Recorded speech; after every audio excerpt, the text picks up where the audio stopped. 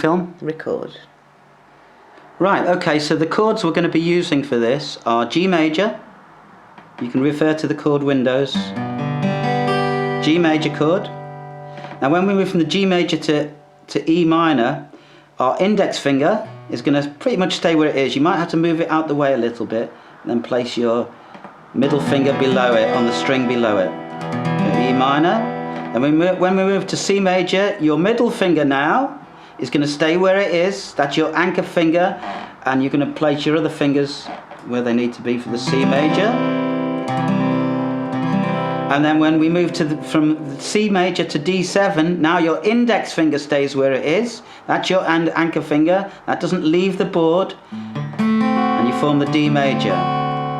When you move from the when you play the D major, you want to avoid the low E string as much as you don't want to hit that low E string because it doesn't sound good with the chord. Then when you move from the D7 to the G major, your third finger is now going to be your what we call the leading finger. That's going to slide to the third fret, so you're still touching the strings, and then you're going to form the G again.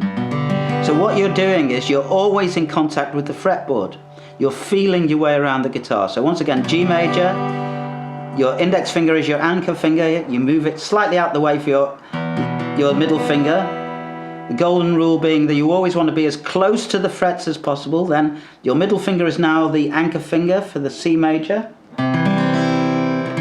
Now when you move from C major to D7, your index finger is the anchor finger again.